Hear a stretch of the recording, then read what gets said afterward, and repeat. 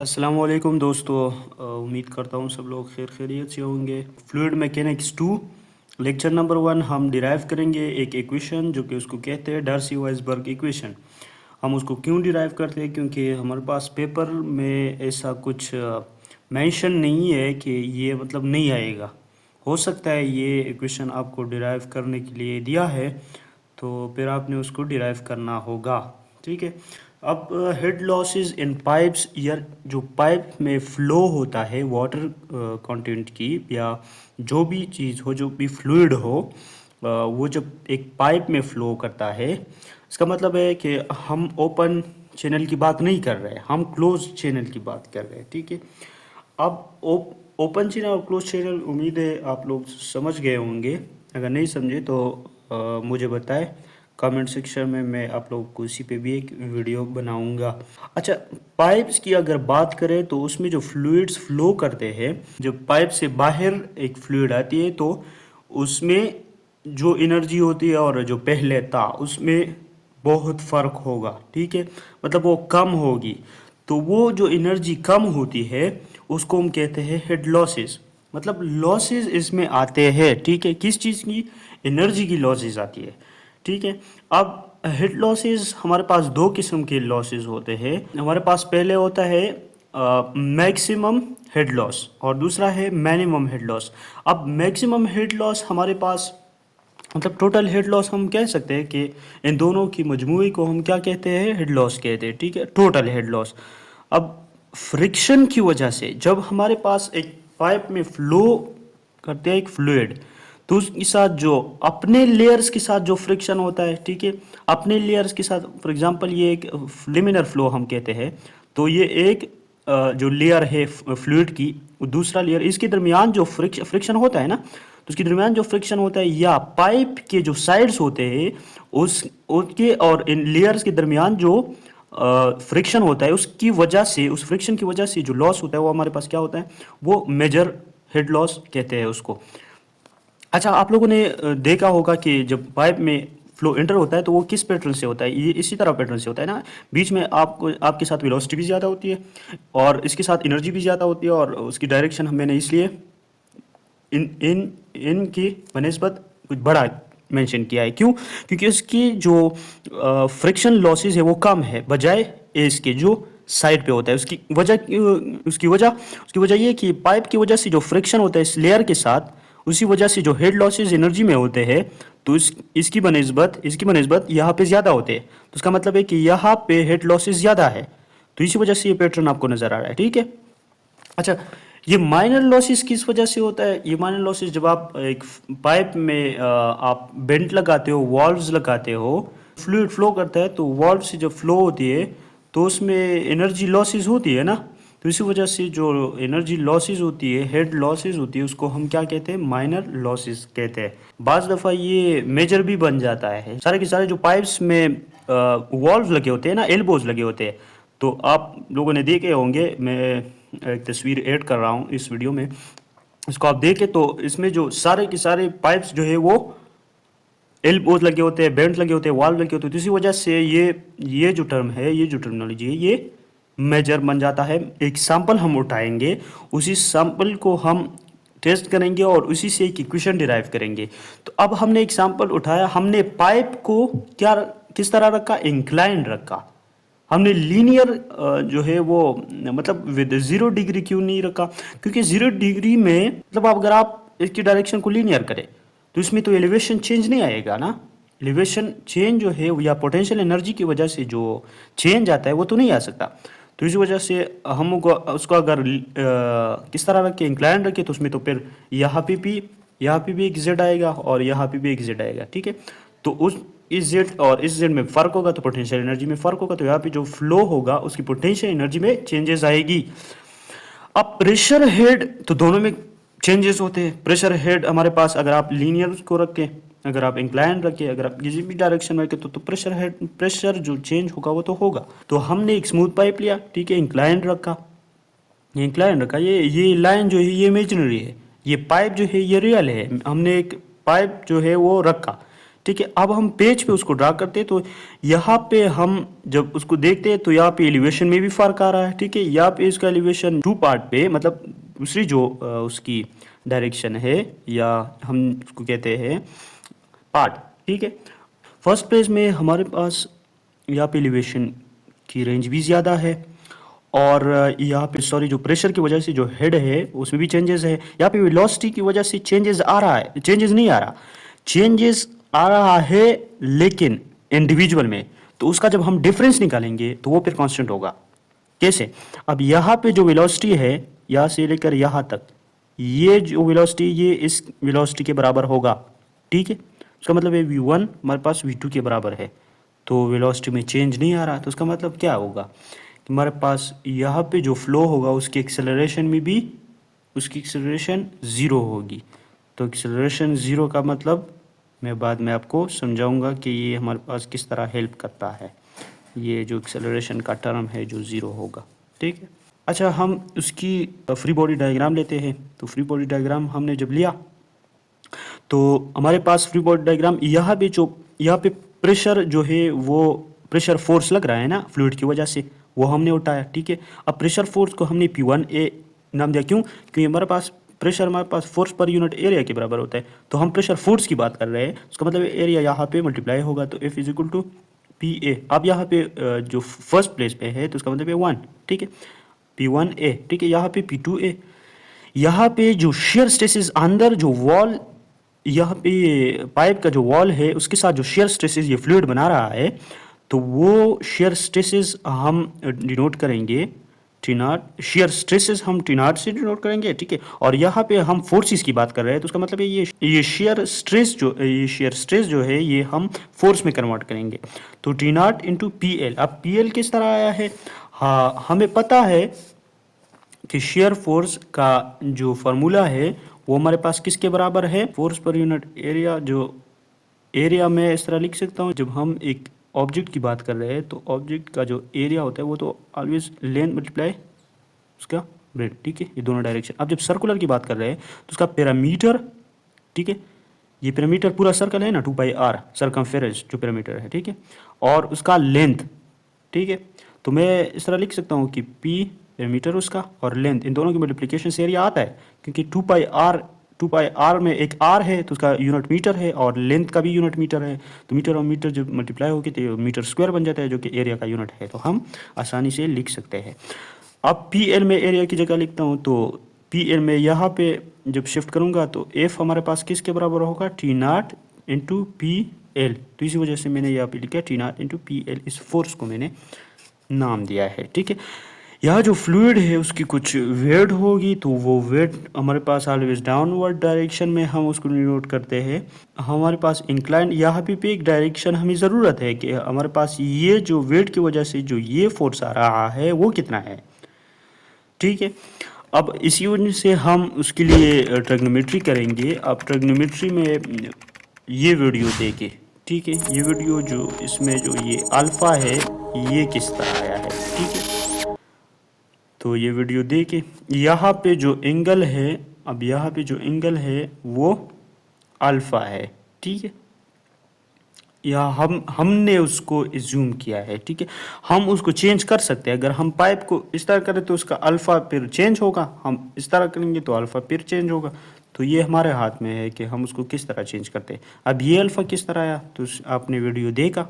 अब हम equations apply करेंगे, ठीक है, इक्वेशंस हम अप्लाई करेंगे ताकि हमारे पास एक स्पेसिफिक एक इक्वेशन आ जाए कि हम उस प्रॉब्लम को सॉल्व करें जो फ्रिक्शन लॉस होता है, ठीक है, जो मेजर फ्रिक्शन लॉस होता है या हेड लॉस होता है, हम उसको डिफाइन करें, ठीक है। अच्छा, summation F is equal to, अब फोर्स तो हमारे पास एम ए के बराबर है, ठीक है। इसमें जो ए टर्म है एक्सेलरेशन वो जीरो है, क्यों जीरो है? क्योंकि मैंने आप लोगों को बताया delta we divide by delta T. तो अब यहाँ पे जो वेलोसिटी चेंज है, वेलोसिटी तो यहाँ पे चेंज हो रही है लेकिन नेट रिजल्ट जो है वो जीरो है, उसका डिफरेंस जो है वो ज़ीरो है। ये जो कंपोनेंट है ये किस चीज़ से हम डिनोट कर सकते हैं? हम सिंपल ट्रिग्नोमेट्री जो है वो करेंगे। तो अब यहाँ पे W इंटू ये साइड साइन थीटा, ठीक है, तो डब्ल्यू इंटू साइन थीटा आ जाएगा। अच्छा ये साइन अल्फ़ा मतलब साइन थीटा या अल्फ़ा हम कहते हैं, ठीक है, क्योंकि हमने यहाँ पे अल्फ़ा एज्यूम किया था। अब साइन अल्फ़ा हमारे पास ये Z1 माइनस Z2 जो एंगल का सामने वाला साइड होगा वो साइन ऑफ दैट एंगल के बराबर होगा और मल्टीप्लाई बाय उसका हाइपोटेन्यूज, ठीक। अच्छा Z1 minus Z2 divide by L मैंने लिख लिया। हमने यहाँ पे ऊपर लिखा है summation of F is equal to 0। तो एक एक फोर्स को हम लेते हैं। P1A कौन सा फोर्स है हमारे पास, यहाँ पे क्वेश्चन एक राइज होता है कि यहाँ पे P2A आपने उसकी डायरेक्शन यहाँ पे लिखी इस तरफ। आप लोगों ने एमओएस कोर्सेज में या स्ट्रक्चर की कोर्सेज में पढ़ा होगा कि हम जब सेक्शन लेते हैं तो उसके लेफ्ट साइड पे और राइट साइड पे हम डायरेक्शन की बात कर रहे हैं, ठीक है। हम डायरेक्शन की क्यों बात कर रहे हैं, क्योंकि सारे फोर्सेज है, वो फोर्स वैसे भी एक वेक्टर क्वांटिटी है।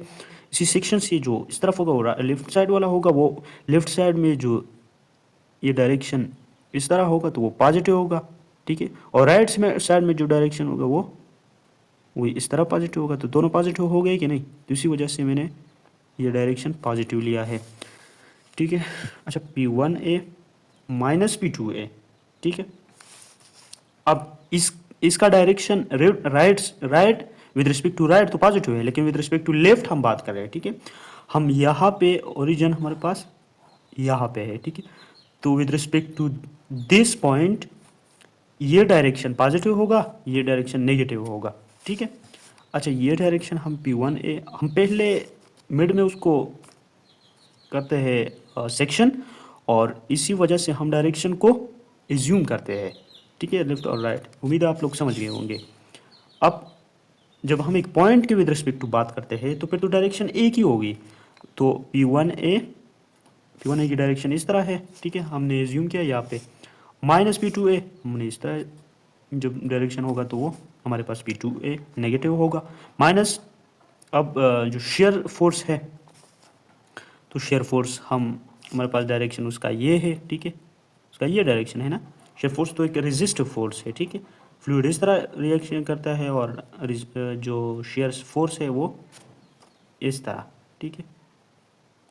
ये शेयर फोर्स की जब आप इस तरह शेयर फोर्स होता है ना, तो P2A माइनस T0 PL, तो इसके साथ डायरेक्शन माइनस है माइनस।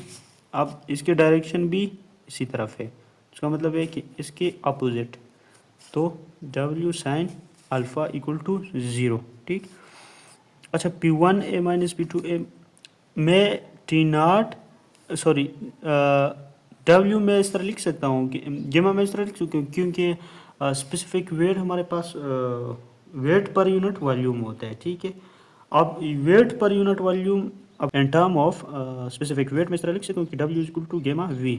अब मैं V को एरिया मल्टीप्लाई लिख सकता हूँ, तो ये लिख लिया गया, ठीक है, लिख लिया। अच्छा साइन अल्फा हमने यहाँ पे डिराइव किया था Z1 minus Z2 divide by L, तो साइन अल्फा की जगह मैंने ये लिख लिया minus T0 PL equal to 0, ठीक। अब टेंशन तो इस टर्म ने बनाया है, तो इसी टेंशन को हम ख़त्म करेंगे। तो गेमा ए पे डिवाइड करें सारे, तो गेमा पे ए पे हम जब डिवाइड करेंगे तो P1 divide by gamma minus P2 by gamma minus Z1 Z2, क्योंकि सारा गेमा ए से चला जाएगा, minus T0 PL divide by gamma ए, ठीक है, इक्वल टू 0। अब मैं ये टर्म और Z1 ये दोनों लिख सकता हूँ, Z1, ठीक है, Z1 प्लस P1 बाई गेमा। ये जब आप खुद सॉल्व करोगे तो ये जो नेगेटिव होगा जब हम अंदर मल्टीप्लाई करेंगे और ये भी इसी तरफ आएगा, तो फिर आप लोगों को यही जो इक्वेशन है जो ऊपर ये आएंगी। ट्राई करके देख ले, अगर नहीं आता तो मुझे बताए। नाउ हमने एक इक्वेशन निकाला, हमने ये इक्वेशन निकाला, ठीक है, Z1 plus P1 by gamma minus Z2 plus P2 by gamma equal to T0 PL by gamma A, okay. अच्छा अब दूसरे इक्वेशन के लिए हम क्या करेंगे, एनर्जी इक्वेशन हम लेंगे। ये बर्नौली इक्वेशन आप लोगों ने पढ़ा होगा, ये इसके साथ जब हम हेड लॉस ऐड करते हैं ये, तो इससे क्या बन जाता है, एनर्जी इक्वेशन बन जाता है, ठीक है। अब हम उसको इंटरचेंज करेंगे, P1 बाई गेमा प्लस Z1 ये एक ब्रैकेट में लिख लेंगे माइनस ये P2 बाई गेमा प्लस Z2 अपनी जगह ये पूरा जो टर्म है ये ब्रैकेट में हम लिखेंगे और पूरा इसी तरफ आएगा तो नेगेटिव उसका पूरा साइन होगा इक्वल टू। अच्छा, ये वेलोसिटी, इसमें वेलोसिटी है ना दोनों तरफ, तो वेलोसिटी तो हमने स्मूथ पाइप लिया है और इसमें हमने वेलोसिटी V1 और V2 दोनों के बराबर लिए है, V1 और V2। तो यहाँ पे V1 और V2, तो इसमें भी मैं V1 लिखता हूँ। तो अब दोनों साइड इक्वेशन के दोनों साइड है और उसका सिंबल भी सेम है, मतलब उसके साथ साइन भी सेम है, तो ये दोनों आपस में कट जाएंगे, ठीक है। और HF अकेला रह जाएगा, ठीक है। अब ये भी P1 बाई गेमा है, ठीक है, plus Z1 minus P2 by गेमा प्लस Z2, और ये जो हमने डिराइव किया था पहले Z1 प्लस, ये भी वही चीज़ है। अब दोनों को हम रिलेट करेंगे तो ये बराबर होगा HF के, तो HF equal to T0 PL by gamma H, ठीक है। हमारे पास ये इक्वेशन आया T0 L बाई गेमा RH। This is the general equation for all kind of shape of flows. तब आप सर्कुलर के लिए भी यूज़ कर सकते हैं, ट्रायंगुलर के लिए भी आप यूज़ कर सकते हैं, जो पाइप के शेप्स है, ठीक है। अब टेंशन तो किस चीज़ ने बनाया, फिर टेंशन जो है वो शेयर फोर्स, शेयर जो स्ट्रेस है वो उसने बनाया। हम डिटरमाइन करेंगे स्मूथ वाट पाइप के लिए, जो कि उसमें है V1 इक्वल टू V2, मैंने आप लोगों को इस पर समझाया था। Now shear stress is dependent on RH। इसके लिए डायरेक्ट फार्मूला तो नहीं है, ठीक है, हम उसको सॉल्व करें तो हम इस तरह कर सकते हैं कि हम वो टर्मिनोलॉजीज उठाए जिस पे ये डिपेंड करता है।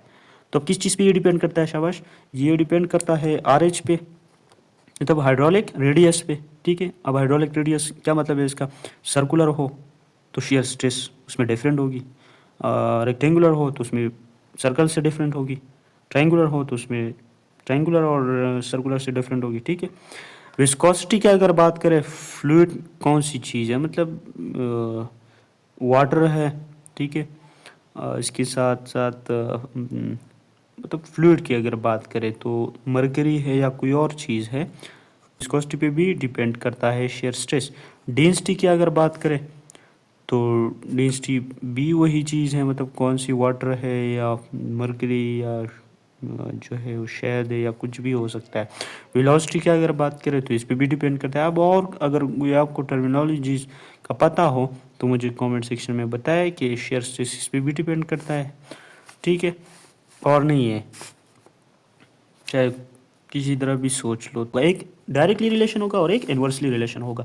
तो अब डायरेक्टली रिलेशन हमें तो ये नहीं पता ना कि हाइड्रोलिक रेडियस के साथ उसका रिलेशन डायरेक्टली है या इन्वर्सली है या कुछ भी है, तो इसी वजह से हमारे पास ये इक्वलिटी और के किस तरह आया है। हम जब रिलेशन करते हैं ना, तो रिलेशन तो उस टाइम तो हमारे पास पता होता है कि ये डायरेक्टली उसके साथ है और ये इन्वर्सली है।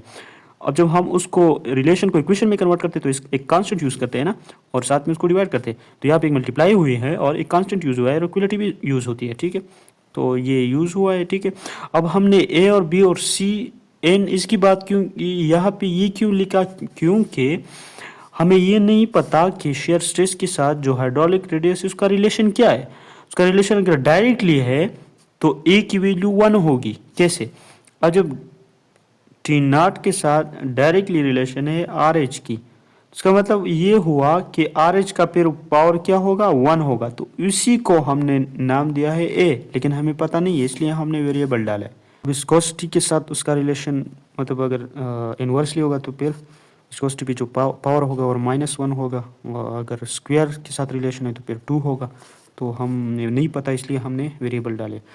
अब हमारे पास दो किस्म के मेथड्स है डायमेंशन एनालिसिस के, एक होता है रिले मेथड, एक होता है बकिंघम पाई थ्योरम, ठीक है।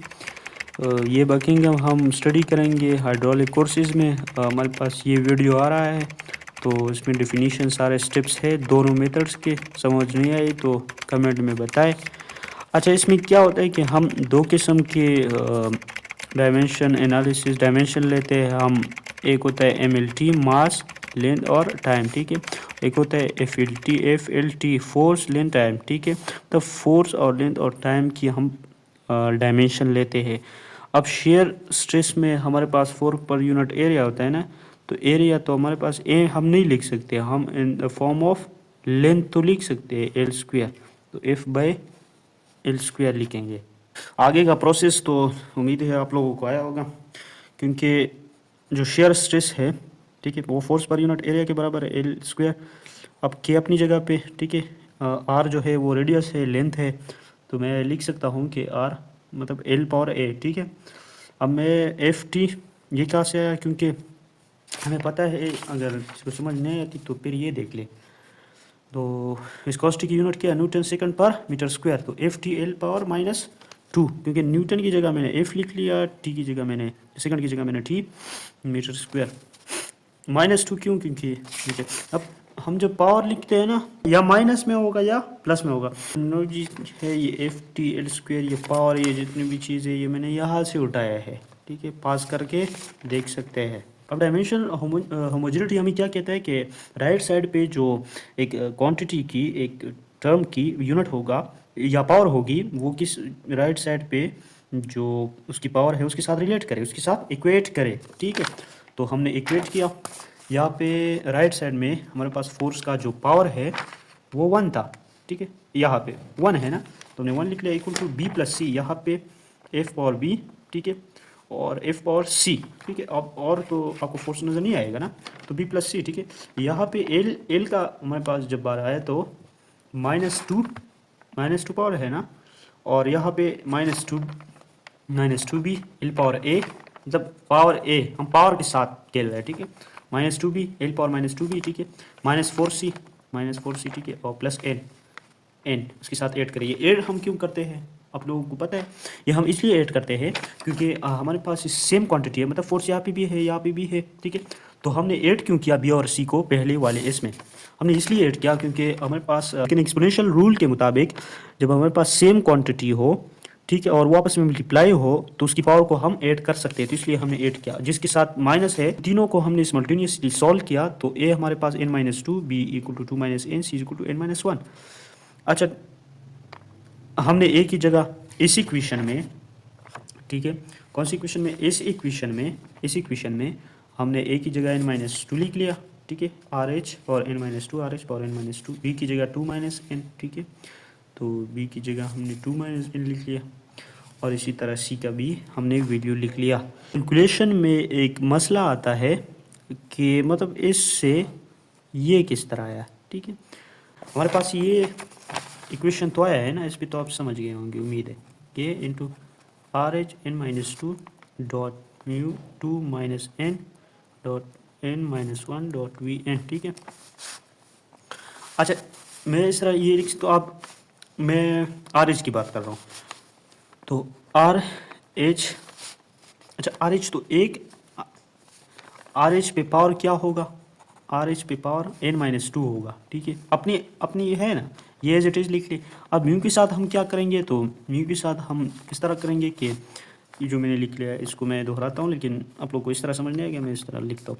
अच्छा, म्यू को 2 - n लिख सकता हूँ, 2 - n में इस तरह लिख सकता हूँ कि -1 में इससे कॉमन करूँ, ठीक है, और अंदर क्या रह जाएगा, 2 + n, इस तरह लिख सकता हूँ ना।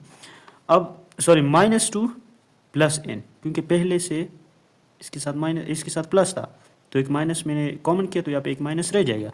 तो अच्छा, मैं इस तरह लिख सकता हूँ, u -1 इंटू -2 + n, मैं इस तरह लिख सकता हूँ कि 1/u पावर n-2, क्योंकि यहाँ पे n प्लस में है और -2, तो 1/, इस तरह लिख सकता हूँ कि 1/μ n-2, ठीक है।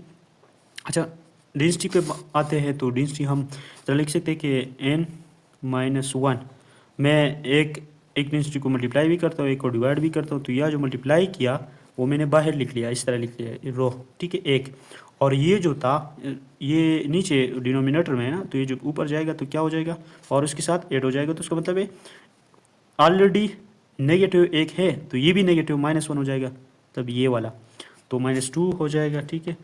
अब -2 की बात करें तो रो n-2 ये भी हो गया, ठीक है। अब v की बात करते हैं, तो v की बात करते हैं, v हमारे पास v पावर n था ना पहले इक्वेशन में, इस इक्वेशन में, अब हम उसको पावर n-2 में लिखते हैं, तो क्या हम किस तरह लिख सकते हैं, इसके साथ मल्टीप्लाई करेंगे v² / v², ठीक है। अब यही वी स्क्वायर को हम इसके साथ लेंगे वी पावर n माइनस 2 लिख सकता हूँ ना, और वी स्क्वायर, ये वी स्क्वायर हम बाहर लिख लेंगे तो रो वी स्क्वायर, ठीक है। और यहाँ पे वी n पावर माइनस 2 ये मैं ब्रैकेट में लिखता हूँ और ये बाहर है, ठीक है। इसका जो पावर है वो कॉमन है, ठीक है, तो मैं ब्रैकेट्स के बाहर भी इसका पावर लिख सकता हूँ, तो R H by rho V, ठीक है, और n minus 2 into R rho V square, तो ये चीज़ में मैंने लिख दिया ये, ठीक है, इस तरह आता है। इसको जब हम और सिंप्लीफाई करें तो के आर एन माइनस 2, इस पूरी चीज़ को मैंने क्या लिख लिया, आर लिख दिया। क्यों? क्योंकि R H rho V by mu किस चीज़ के बराबर है, रेनॉल्ड नंबर के बराबर है। और इन दोनों को मैंने क्या किया, सी एफ बाई 2 से रिप्लेस किया, ठीक है, तो C F by 2 rho V square, okay. फिर हमने क्या किया कि इस पूरे जो टी नॉट है उसको हमने अपनी जो इक्वेशन आया था H F equal to T not L by gamma R H, ठीक है, उसमें हमने टी नॉट पुट किया, तो हमारे पास C F gamma V square L divide by 2 gamma R H. अब गेमा 1 ओवर गेमा जो है या रो बाई गेमा जो है ये 1 ओवर जी के बराबर है, तो जी अपनी जगह पे आया 1 ओवर जी, ठीक है। अब ये इक्वेशन जो है, ये जो इक्वेशन है मतलब H F equal to C F V square L divide by 2 G R H, this is the general equation for each cross section, ठीक है। हर एक क्रॉस सेक्शन के लिए आप उसको यूज़ कर सकते हैं, चाहे वो ट्राइंगुलर हो, चाहे वो रेक्टेंगुलर हो, चाहे वो सर्कुलर हो। अब हमने स्पेसिफाई किया उसके लिए सर्कल के लिए, तो सर्कल के लिए हम हमारे पास आर एच रिमाइंड करें लेक्चर नंबर 2, ठीक है। आर एच जो सर्कुलर के लिए था वो डी बाई 4 था, अच्छा जी, इसी वजह से है।